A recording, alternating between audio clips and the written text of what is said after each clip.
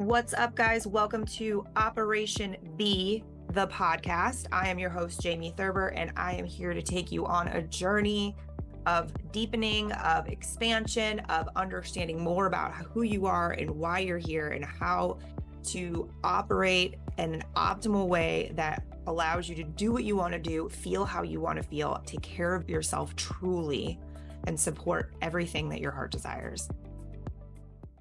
What's up, guys? Welcome back to the Operation B podcast. I am your host, Jamie Thurber. Thank you for joining me here in the home studio. I haven't been here in a while, or shot here in a while, I should say, and I missed it. I'm not going to lie. And it's actually very fitting because I was having a conversation earlier today with a friend / client of mine, and we were talking about what I realized when we were done talking was what we were discussing was something that is so common but not talked about enough, and it's that we go through seasons as human beings. Some seasons we have a hard time getting out of bed for a while. Some seasons we are so enthusiastic and pumped and have all the ideas and it feels like everything's going right for us and blah blah blah, right? Like, we have seasons where our system will physically go like this. And sometimes all of that happens in one day, and that's okay too. And it led me to think, I've been thinking about my own company and my own brand a lot the last week or so. Why? Because I allowed myself to do something that is a repetitive thing for me and get completely consumed with somebody else's brand and somebody else's content and somebody else's direction. Now, granted, it's actually a whole group of somebody's because it's companies or other shows from the other company that I purchased into, I should say.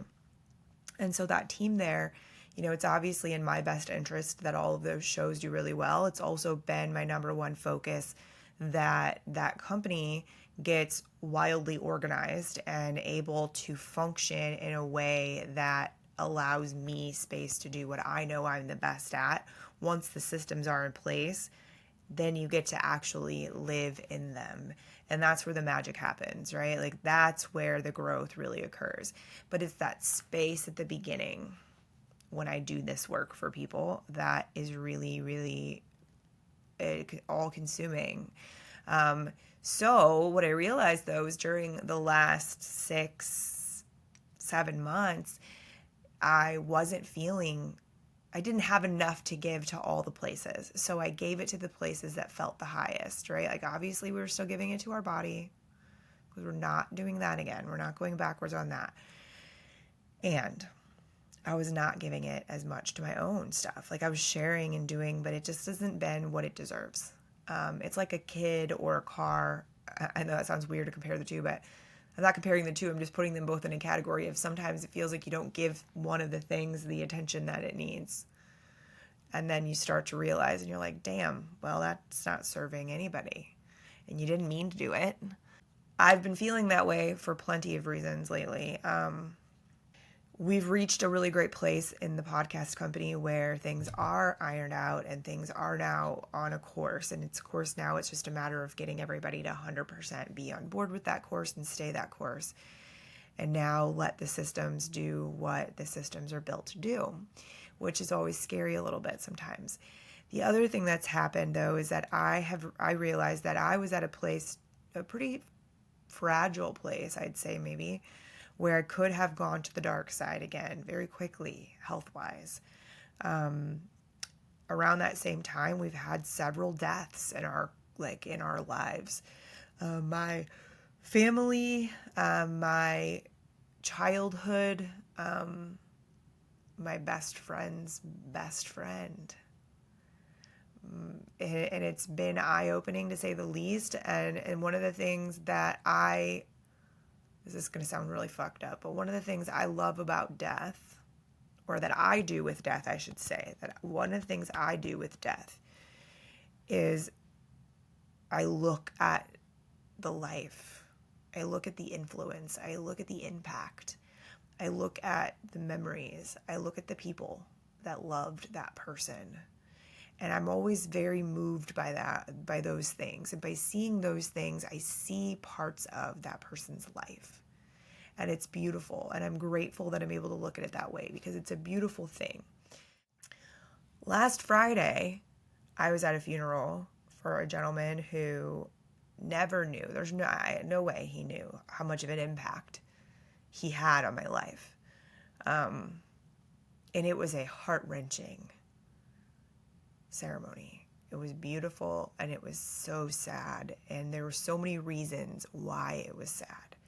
There was reasons why it was touching. It was a man whose faith and dedication to things and people that he loved was admirable, to say the least. And to hear him be spoken of in such a beautiful way, and to think about the influence that he made on my life, and I know he didn't know, that's huge to me.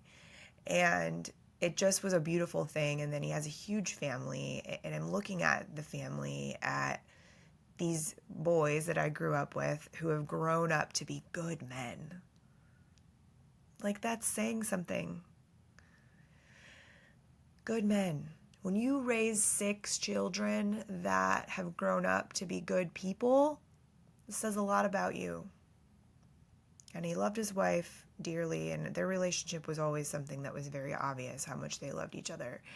The thing that is interesting, and I'm just probably going to story tell for you guys today, is that, growing up, we went to church every Saturday evening because my dad worked nights and he was not a morning person. So we were not Sunday morning church people. We were Saturday evening church people. They had a 5 o'clock mass. We went every week. We sat in the same pew in the same spot every single week. And so did, 40 other people, maybe more than that. Sit in the same place year after year. Share your peace be with yous. Have your moments. Glance across and smile. Merry Christmas. Happy Easter. Happy Kwanzaa Sunday. Whatever it is, right? You go through it all. And then as a child, these people, you've seen them your entire lives. As a child growing up Catholic and going to public school, we went to what they call PSR, so public school religion class. No, public religion school. You know what I mean. So we would go every Tuesday. And the group of kids that I went to PSR with, most of them were the same kids from kindergarten and through senior year of high school. And there was a high school program where couples, like a couple from church, took in that whatever, freshman, sophomore, junior, senior year into their homes.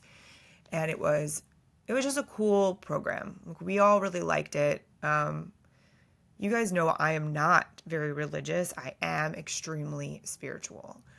I believe that there are so many aspects that can't be defined by one thing. I think that there's just so many versions and so many visions and so many pieces.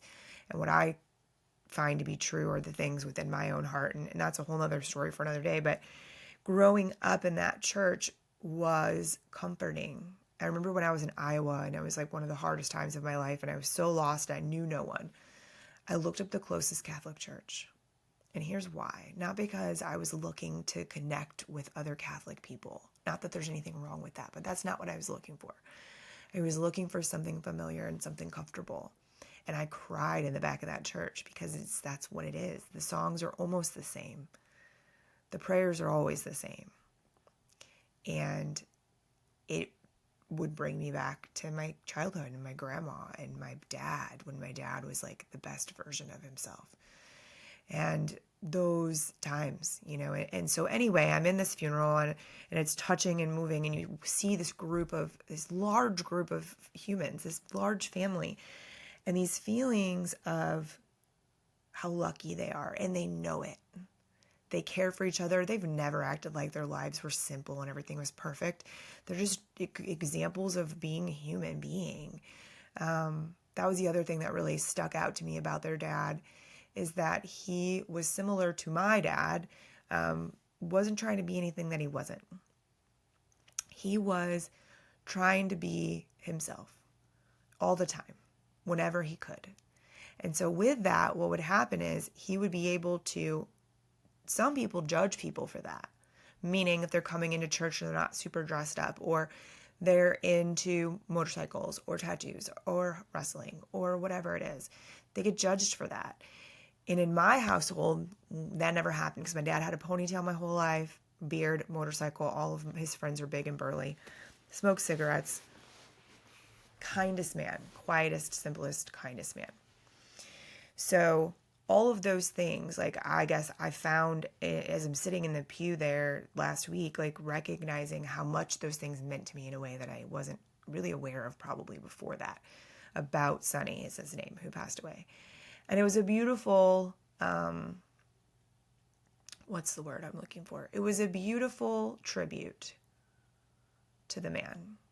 And I cried really hard, a lot of tears. It was extreme. It was, it hit me a lot harder than I expected. And part of it was this beautiful thing of that man not knowing how much of an impact he made on me, and how if he made that much of an impact on me, he obviously did it with other people too.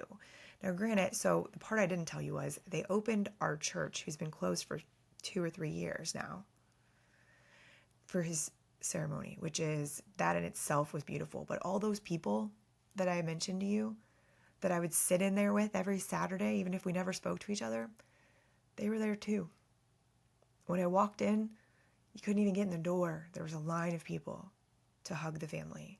It was just beautiful.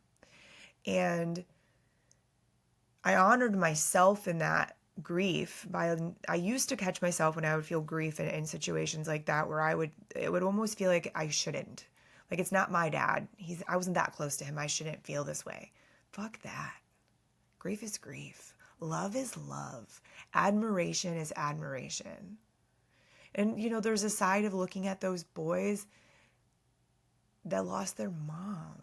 Lost their dad, and then look at their mom who's never been without him. And it's hard. It's hard, and you can't help but feel empathy for those people who's looking at their mom who's smiling, by the way, the majority of the time, because that's who they were. And anyway, it was just very beautiful. And I honored those feelings, and I let myself have them all, and I left there, and it just sat with me. And it's been sitting with me since. And it's been almost a week. And unfortunately, over the weekend, my best friends, like really one of his very best friends, like mentor, who I knew very well over the years, died in a freak accident. He had a very dangerous job and never a problem, but died on just a thing he did all the time.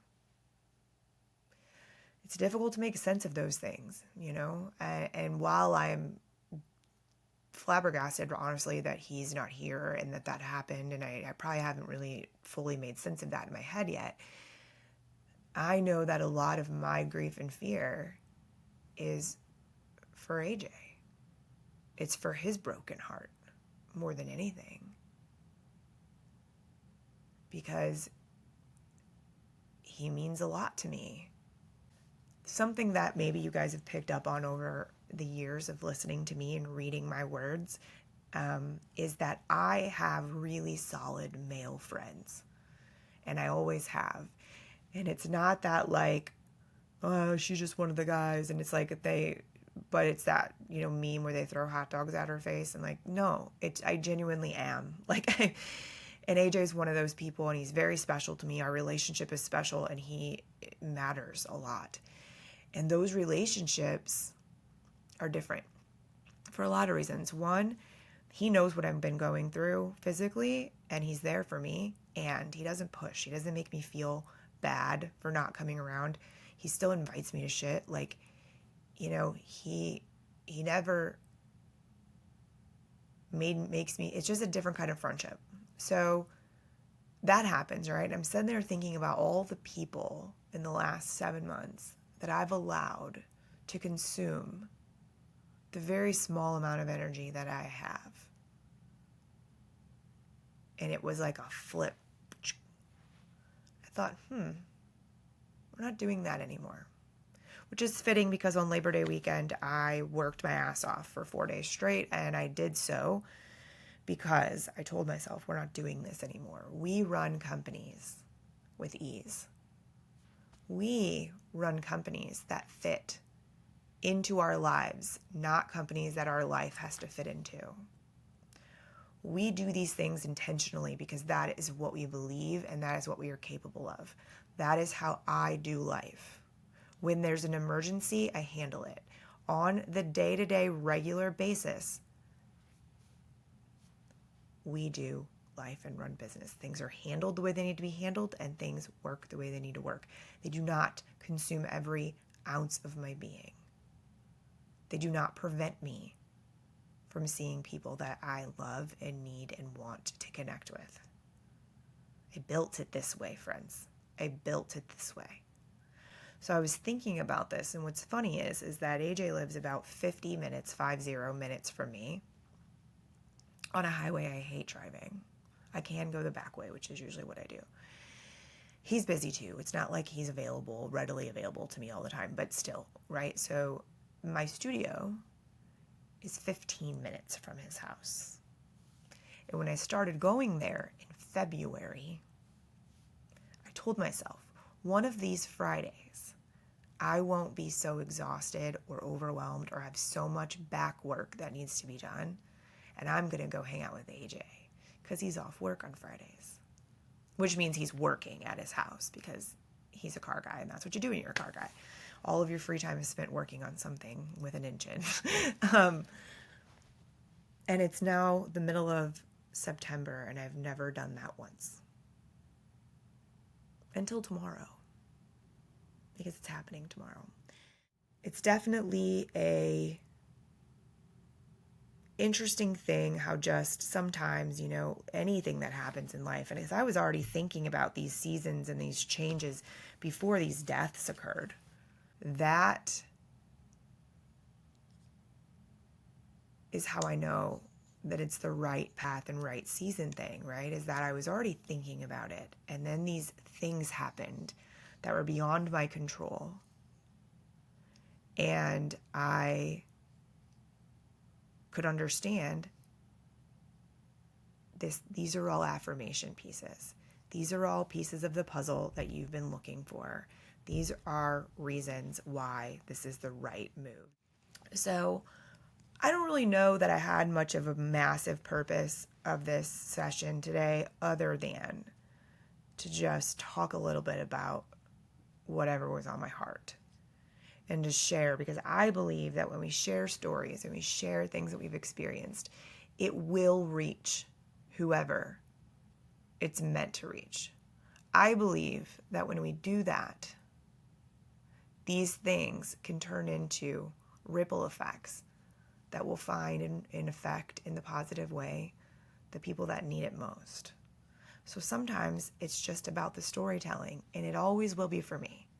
So yes, we're having guests on some of the shows, and I get to show you some of my favorite people, and we get to have incredible conversations. And at the end of the day, the thing that will always matter most to me is this. It's this connection. This is how it all began. Before there was even video, friends. This is how it all began. And these lessons help me. They help you because you tell me, and I love that. And there's something that are really special to me. So thanks for being here. And I hope you pulled something out of what I talked about today that can help you and make you feel better and make you feel maybe less alone. Or maybe it gave you a direction that you were questioning. I don't know. But whatever it is, I hope you got it. And thank you for being here as always. If you appreciated or learned anything from this, please give it a thumbs up wherever it is that you're watching. If you can share this video or audio over with anyone that you think could benefit from it, please do so. The more people that we can share it with, the better off the show goes, the more supported it can be. And that's something that you guys can help me with. So always give thumbs up, leave a comment, tag us, let us know what you think. And thank you for being here. We'll see you next time. Thank you for listening to Operation B, the podcast. To support this message and to support the show, please make sure that you like, follow, and share the podcasts wherever you enjoy listening, and be sure to leave us a review on iTunes. Thank you for being here, and see you next time.